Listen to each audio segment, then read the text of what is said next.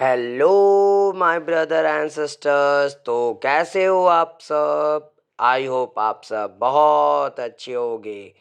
आज मैं फिर से आप लोगों के लिए एक नई वीडियो लेकर हाजिर हूँ।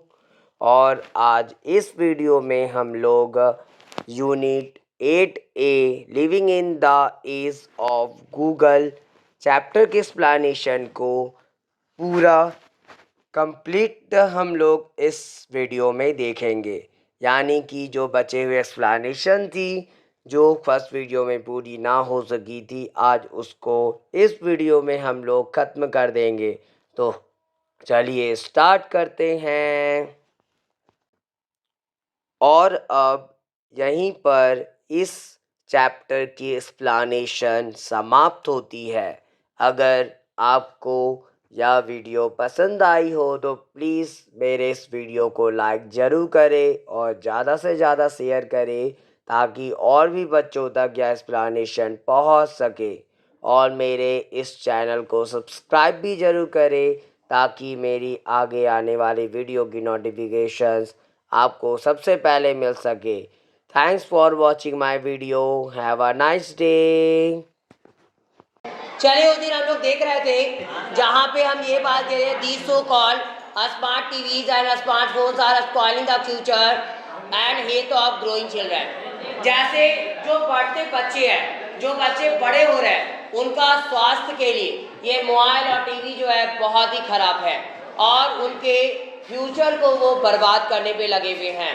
You are not being smart any more but completely spoiled, sending and receiving messages, chatting, uploading, downloading, talking, it's all rubbish।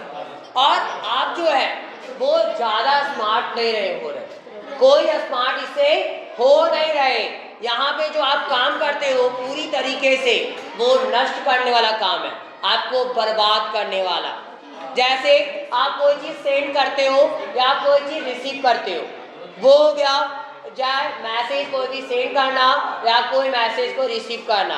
फिर चैटिंग करते रहते हैं फालतू की बिना मतलब का हम लोग।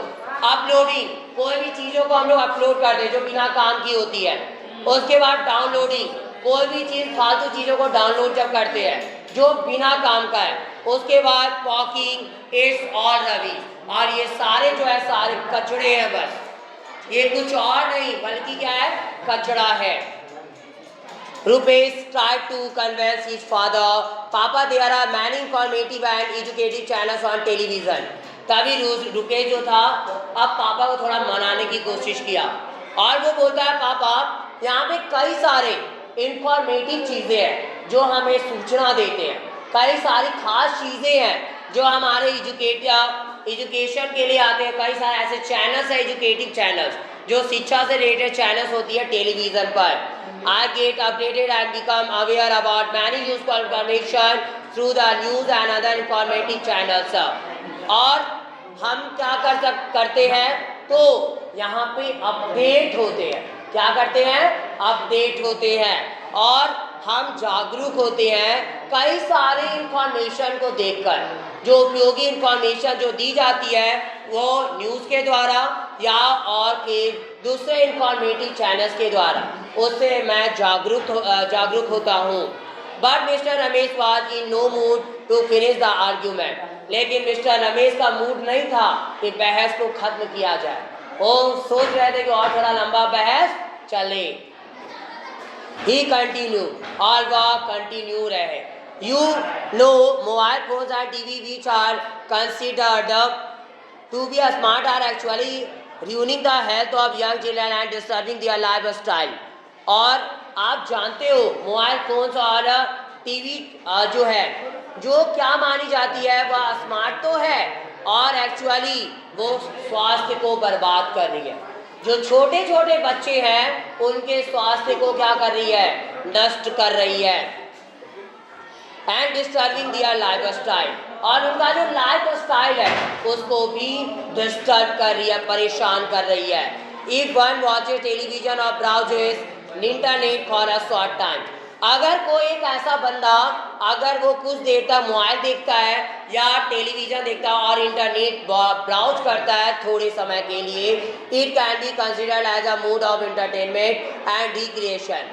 तो यह क्या माना जा सकता है? तो इसको हम लोग बस क्या मान सकते हैं, इंटरनेट का वो संसाधन है, माध्यम है एक, और रिक्रिएशन मनोरंजन का एक माध्यम है जब थोड़ी देर के लिए यूज की जाती है।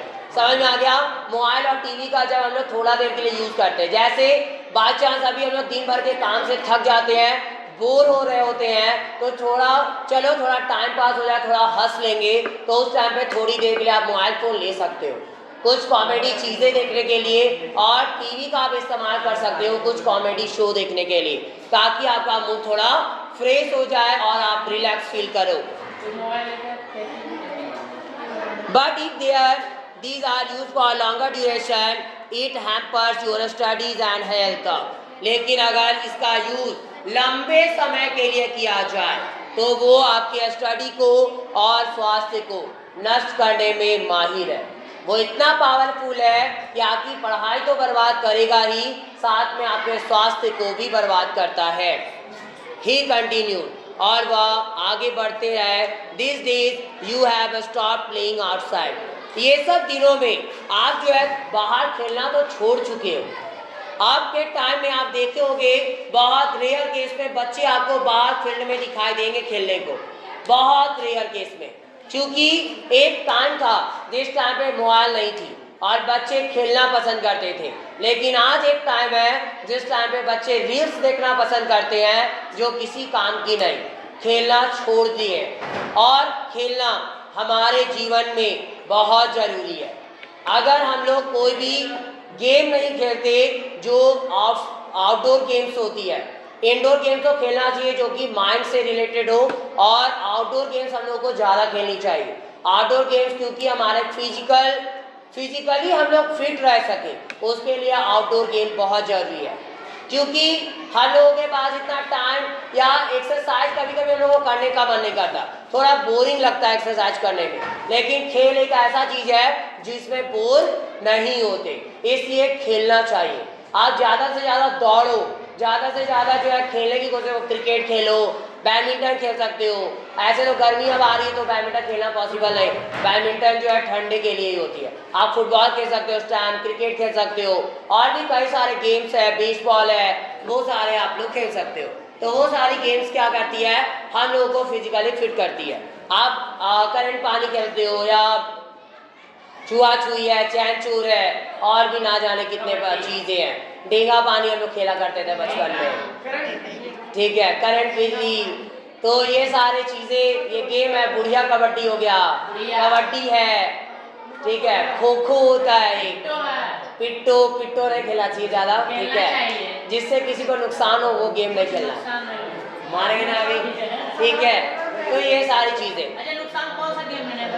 सारे गेम में नुकसान नहीं है। नुकसान का मतलब यहाँ पे ये है, जिस गेम से आप दूसरे को हट कर रहे हो वो गेम नहीं होता, सिंपल सी बात है। जब आप पिट्टो खेलते हो, अब हम सैटरडे को ही देख रहे थे,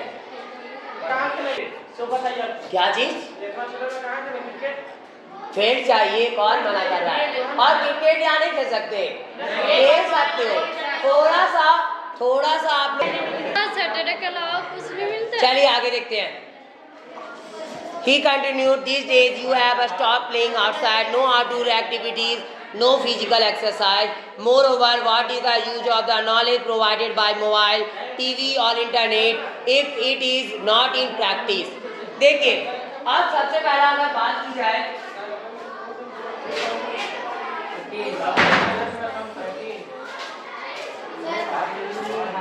अगर हम लोग यहाँ पे बात की जाए तो यहाँ पे वो क्या बोलते हैं, नो आउटडोर एक्टिविटीज। कोई आउटडोर एक्टिविटीज तो है ही नहीं, मतलब जो चीज़ें घर के बाहर की जाए, कोई गेम, वो सारी चीज़ें तो है ही नहीं हमारे लाइफ में। और नो फिजिकल एक्सरसाइज, ना ही कोई फिजिकल एक्सरसाइज है जिससे आपका बॉडी फिट रह सके। तो more over what is the use of knowledge. तो अगर ये सारी चीज़ें है ही नहीं तो आखिरकार जो नॉलेज आप प्राप्त कर लेते हो मोबाइल से, टीवी से या इंटरनेट से, अगर या प्रैक्टिस में है ही नहीं, मतलब उसका प्रैक्टिस किया ही नहीं जाता, तो आखिरकार उस नॉलेज का करना क्या है। जैसे आपको कई सारी चीज़ें बताई जाती है, लेकिन आप उस चीज़ों को फॉलो ही नहीं करते हो, तो फिर वो नॉलेज का कोई महत्व है नहीं है। क्या फायदा उस नॉलेज को गेन करके। नॉलेज का सही मतलब ये नहीं होता कि आज हम 8 क्लास में 8 क्लास की जो पढ़ाई हुई उसका क्वेश्चन आंसर रट के एग्जाम में दे दिए, लिख कर आ गए, एग्जाम खत्म, पढ़ाई सारा भूल गए। वो पढ़ाई का मतलब नहीं है। नॉलेज गेन करने का मतलब वो बिल्कुल भी नहीं है। नॉलेज गेन करने का मतलब ये है, यहाँ पे जो चीज़ें आप लोग पढ़ रहे हो वो सारी चीज़ों से आपको सीख लेनी है। आखिरकार जो टीचर बताए, जो टॉपिक के बारे में डिस्कस किए, आखिरकार उस टॉपिक को हमको कैसे फॉलो करना अपने लाइफ में, वो हुआ सही नॉलेज गेन करना। अब हम क्या किए, हम यहाँ आज चैप्टर पढ़ाए, कल हो गए फिर से वही वाला हाल कर रहे हो। आज हम बोल रहे हैं कि आपको रील्स नहीं देखना है, लेकिन घर जाओगे फिर से वही रील्स देखना स्टार्ट करोगे। वही यहाँ बोलेंगे 10 मिनट के लिए मनोरंजन करने के लिए मोबाइल लेकर, आप वही वाला फिर पुराना हैबिट इस्तेमाल करोगे, मोबाइल लेकर बैठोगे, लेकिन टाइम का पता नहीं चलेगा। तो क्या फायदा उस नॉलेज का। नॉलेज का कोई फायदा है नहीं है। अगर आप मोटिवेशनल लाइन सुनते हो, अगर YouTube में या कहीं पे भी आप अगर अच्छी चीज़ें भी देखते हो, तो अगर उसको अपने जीवन में फॉलो नहीं करते, उस मोटिवेशनल लाइन्स का कोई फायदा कुछ नहीं। हम बोले कचरे से बच के रहिए, कचरा फैलाना नहीं। आप खाइएगा रैपर, फिर से वही रास्ते में चलते जाते वहीं पे पैर गिरा कर और चलते बनिएगा। क्या फायदा नॉलेज का, कोई फायदा नहीं है। तो आज के टाइम में वही हो रहा है। आज रियलिटी यही है। आज भारत देश अगर किसी वजह से पीछे है, खैर अब बहुत हद तक आगे बढ़ने लगा, लेकिन किसी वजह से अगर आज तक पीछे रहा तो यही सब वजह है। यहाँ के लोग रूल्स को फॉलो नहीं करना चाहते। यहाँ के लोग ये चाहते हैं, एक इंसान अगर अच्छा कर रहा होगा ना, तो उसको गाली देने के लिए या उसका विरोध करने के लिए 1000 खड़े होंगे, लेकिन उसका साथ देने के लिए 2 को भी नहीं रहेगा। समझ में आया। ये कंडीशन है आज की। आज मोदी जी अगर अच्छा कर रहे हैं तो देखिए अपोजिशन वाली पार्टी उनका विरोध करते हुए नजर आएगी कि वो गलत कर रहे हैं, जानबूझकर गलत ठहराया जाएगा अच्छे लोगों को। समझ में आ गया। तो ये कंडीशन है अब के टाइम में। ये कोई नहीं देखता है कि वो रियली अच्छा कर रहा है और अच्छा करवाना चाहता है लोगों से। और आज की स्थिति हमारी भी यही है। हम लोगों को रूल्स फॉलो करने के लिए बोला जाता है, लेकिन हम लोग रूल्स फॉलो करना नहीं चाहते। बोला जाएगा रास्ते पे हेलमेट लेकर निकलना है, लेकिन मेन रोड में ऐसे ताव में चलते जैसे लगता है कि कौन पहलवान हम ही है सबसे ज्यादा। ठीक है, हम मेन रोड की बात कर रहे हैं। समझ में आ गया। और मेन रोड में जब हम निकलते हैं तो हम हेलमेट लेके निकलते हैं। आप कभी देख लीजिएगा, कभी भी आप देख लीजिएगा तो मिल जाएंगे, हम हेलमेट में ही मिलेंगे। समझ में आ गया। तो कुछ रूल्स हम लोगों को फॉलो करने चाहिए, और रूल्स को फॉलो तभी करवा सकते हैं जब खुद करना पड़ेगा। जैसे अभी वो बोला कि आप कब निकलते हैं, ये सही चीज़ है। जब तक हम नहीं सुधरेंगे तब तक दूसरा भी नहीं सुधरने वाला। हम उद्देश्य देकर हम सिर्फ बड़ा नहीं बन सकते। समझ में आ गया। उस चीज़ों को हमको फॉलो करनी पड़ेगी। समझ में आ रहा है। तो इसलिए ये सारी चीज़ों को नॉलेज जो मिलती है उसको सही मायने में लाइफ में उतारना है। एग्जाम पास करना बड़ी बात नहीं है, अपने को सही सक्सेसफुल इंसान बनाना वो बड़ा बात है। क्योंकि एग्जाम आप कैसे भी पास कर सकते हो। जो बच्चा नहीं भी पढ़ेगा ना, वो भी जो है 90% लेकर आ सकता है। समझ में आ गया। ये ट्रिक है 90% लाने का। कोई 90% लाना कोई बड़ा बात नहीं है अगर वो बच्चा ठान लिया, लेकिन वो बच्चा सक्सेसफुल नहीं होगा आगे। वो बस एग्जाम पास करता रह जाएगा, लेकिन सक्सेसफुल नहीं होने वाला। लाइफ में वो ज़्यादा कुछ नहीं कर पाएगा। बस सिंपल सी बात है, क्योंकि उसको रटने वाली आदत होगी, और बस उसके अंदर क्या है, हमको एग्जाम में टॉप करना है। और जो ये सिर्फ सोच कर पढ़ता है कि हमको एग्जाम में टॉप करना है, रियल मायने में वो कुछ नहीं कर सकता। क्योंकि एग्जाम में जो टॉप करता है रियल लाइफ में वही अच्छा होगा, ये जरूरी नहीं। 2 चीज़ें हमारे लाइफ में सबसे ज़्यादा इंपॉर्टेंट रखती है, और उसमें भी मोस्ट इंपॉर्टेंट है मेहनत। देखो, एक IQ लेवल होता है हर एक बच्चे का। IQ लेवल एक इंटेलिजेंस क्वेश्चन बोलते हैं जिसको हम लोग। वो क्या होता है ना, IQ लेवल जो होती है हर एक बच्चे की अलग अलग होती है। कोई बच्चा एक चीज़ को सुनकर तुरंत याद कर लेगा, कोई बच्चा एक वही चीज़ को सुनकर उसको 10 दिन लगेंगे याद करने में। समझ में आ गया। हर एक बच्चा का IQ लेवल एक नहीं होता, अलग अलग होता है। लेकिन मेहनत दूसरा आता है। मेहनत IQ लेवल तो एक है नहीं, लेकिन मेहनत जो आता है दूसरे नंबर पे, अगर आप रेगुलर मेहनत करते हो तो उस IQ लेवल वाले बच्चे से आप कई ज़्यादा आगे निकल सकते हो, क्योंकि उसको कई बार IQ जिसका लेवल हाई होता है उसके अंदर ईगो आ जाती है कि हम ही बड़े हैं, हम कुछ भी कर सकते हैं। लेकिन रियल मायने में वो बच्चा स्कूल लाइफ के आगे बहुत रेयर केस में ही आगे बढ़ सकता है, जहाँ अगर मेहनत करेगा तो। नहीं मेहनत करेगा उसका IQ लेवल कुछ काम में नहीं आने वाला, क्योंकि ज़िंदगी इतनी आसान नहीं है। जॉब इतनी जल्दी या कोई भी बिजनेस लाइन में भी जाओगे तो वो इतना जल्दी आसान से रट के पास होने वाला चीज़ नहीं है। वो सब वहाँ पे दिमाग अपना लगाना पड़ता है। समझ में आ गया? जैसे पहले ही बता चुके हैं, हर एक बंदे का लाइफ अलग अलग है। आपके एग्जाम के क्वेश्चन पेपर सेम होंगे, लेकिन लाइफ का क्वेश्चन पेपर अलग है। आपको जो जीने का आपका कंडीशन है, घर का फैमिली कंडीशन आपका अलग होगा, आपका अलग होगा, आपका अलग है।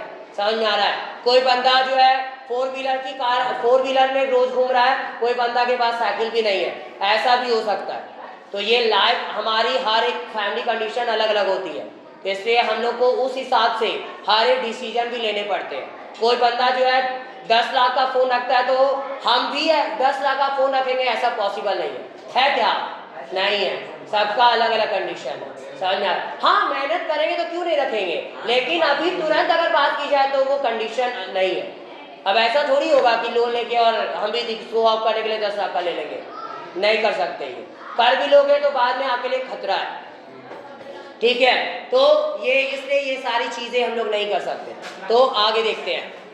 आगे है रुपेश ट्राई टू यहाँ पे कन्वेंस करने की कोशिश किया, तो वहाँ पे आगे क्या होता है, फादर पापा वाई डोंट यू अंडरस्टैंड, पिताजी आप आखिरकार समझते क्यों नहीं, क्या वजह है जो आपको समझ में नहीं आ रही इतना समझाने के बावजूद।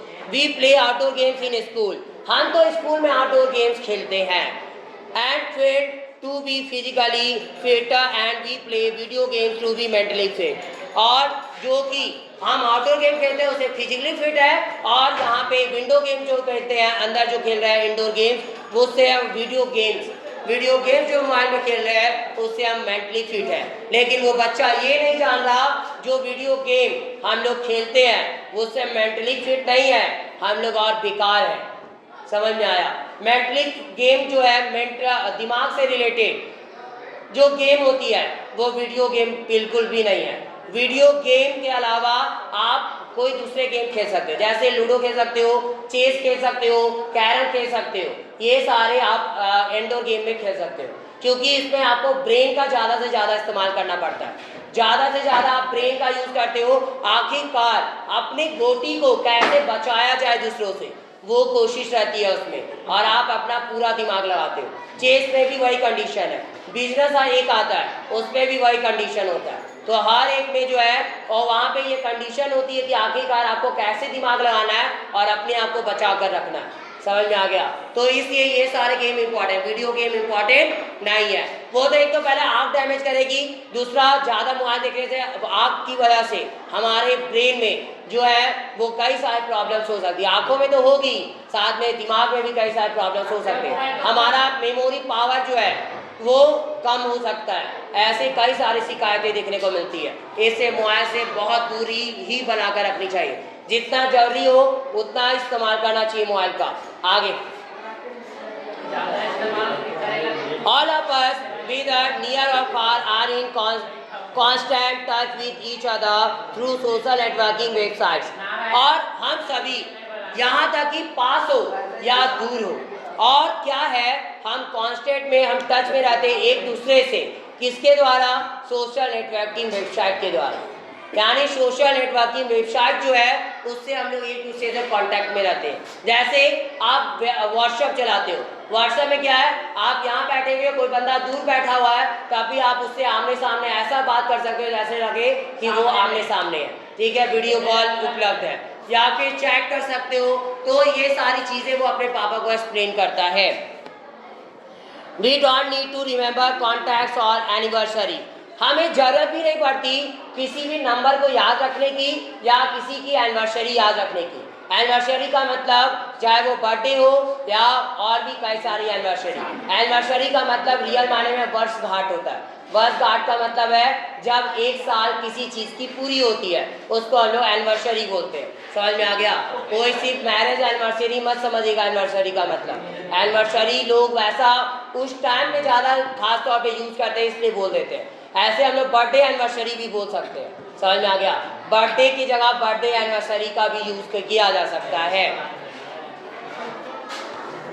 इट रिमाइंड्स अस ऑल, और यह हमें रिमाइंड करवाता है सारी चीज़ों को, हर एक डेट को।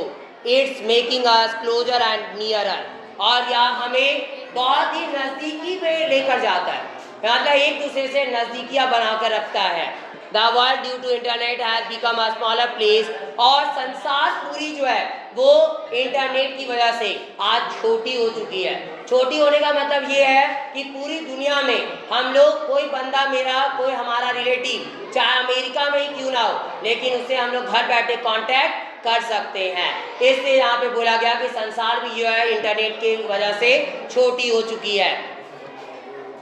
And we have become more social, और हम बहुत ही ज़्यादा सामाजिक हो चुके हैं। सामाजिक का मतलब हम लोग ज़्यादा एक दूसरे से कांटेक्ट रख चुके हैं, लेकिन हम लोग तो बोल रहे हैं कि हम लोग ज़्यादा सामाजिक हैं। अगर आप बताओ, आप कॉमेडी एक हुआ था आपके पास, जानते हैं 26 जनवरी को जो हम करवाए थे, जिससे बोला था जब वो बच्चा बीमार पड़ गई थी, बच्ची बीमार पड़ गई, तो वहाँ पे वो एक लाइन बोलता है, आपके 1000 फेसबुक फ्रेंड्स होंगे लेकिन आपको बचाने के लिए नहीं आ सकते।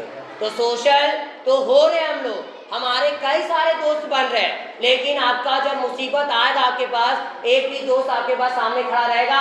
नहीं रहेगा। फेसबुक फ्रेंड रहेगा आपके पास? ऐसे से क्या कर रहे हैं? नहीं रहेगा, कोई नहीं रहेगा आपके सामने। आप मर जाओगे, लेकिन कोई ना इंस्टाग्राम का फॉलोवर आने वाला आपके पास, ना फेसबुक फ्रेंड आने वाला है। वो सिर्फ दिखावा का है कि मेरे पास फेसबुक फ्रेंड 8000 है या 10,000 है। समझ में आ गया? इसका घाटा यहाँ पे यही है। आगे हाँ, यमराज आएगा, उसमें कोई ये नहीं। Mister Ramesh continue. अब मिस्टर रमेश कंटिन्यू करके, so what if you are in touch with all, do you have time to talk to your own family member? अगर हाँ, मान के चलते आप बहुत टच में हो दूसरों के, क्या आपके पास इतना समय है कि आप अपने फैमिली मेंबर्स को दे सको? नहीं है।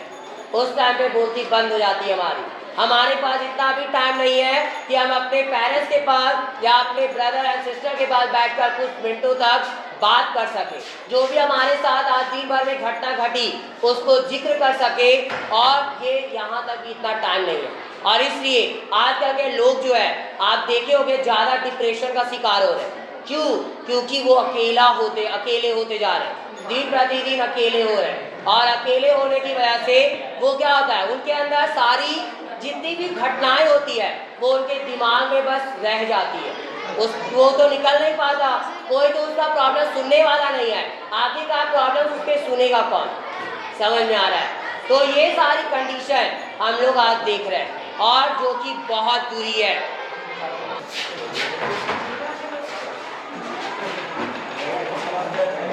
आगे mainly following people on Twitter, Facebook and having few followers, you can't claim to be social। और केवल जो लोग आपके ट्विटर अकाउंट पे हैं या फिर फेसबुक अकाउंट पे हैं, ये सारे लोग अगर है भी तो किसी काम के नहीं है। आप इसको सिर्फ देखकर आप सिर्फ सोशल अपने आप को नहीं बता सकते, आप इससे सामाजिक नहीं होते हो, क्योंकि आपको सिर्फ वहीं पे लोग जान रहे हैं, बाकी जगहों पर नहीं। आप अगर ऐसे कहीं मर भी रहे हो तो कोई आपको पूछने वाला नहीं है, क्या हो गया भाई, पानी उनी पी लो थोड़ा, स्वर्ग मिल जाएगा। समझ में आ गया? कोई पूछने नहीं आएगा।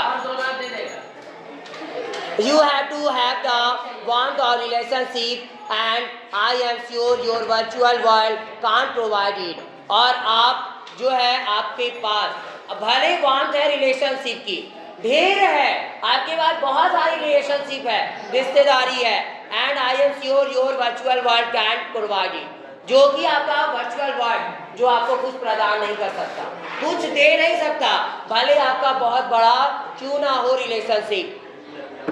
रुपेश ट्राई टू डिफेंड, अब रुपेश फिर से कोशिश करता है उस बात को दबाने की। आगे, it's mean you don't value the boon of technology. मतलब इसका मतलब है कि जो टेक्नोलॉजी आई है उसका कोई फायदा ही नहीं, उसका कोई शुद्ध तरीका, कोई सही उपाय ही नहीं है, सही चीजें ही नहीं है वो। You don't think that TV, mobiles and internet are easily accessible and useful to get information and for entertainment। और आप क्या या नहीं सोचते कि जो है टीवी, मोबाइल और इंटरनेट वो आसान नहीं, आसान एक्सेसिबल है, मतलब आसानी से हम लोग कोई भी चीज़ों को प्राप्त कर सकते हैं और वो उपयोगी है कोई भी इंफॉर्मेशन प्राप्त करने के लिए और इंटरटेनमेंट के लिए। He had another point two make, और उसके वह क्या किया, दूसरे पॉइंट को अब रखता है। पापा, I hope you will agree that technology saves money and time. पापा आप आशा करोगे, मैं आशा करता हूँ आप इस चीज़ को जरूर मानोगे कि टेक्नोलॉजी जो है वो समय को बचाएगी। क्या करती है? समय को बचाती है और साथ में पैसे भी बचाती है। टेक्नोलॉजी क्या कर रही है? पैसे भी बचाती है। We don't have to go to railway station for ticket और to any destination to get document. और जिससे आपको जो है ना ही रेलवे स्टेशन टिकट खरीदने के लिए जाना पड़ता है, ना ही कभी आपको जो है वैसी जगह जानी पड़ती है जहाँ पे आपको कोई डॉक्यूमेंट मिलता हो। वो डॉक्यूमेंट भी आपको ऑनलाइन प्रोवाइड करवा दिया जाता है। चलिए आज के लिए इतना ही।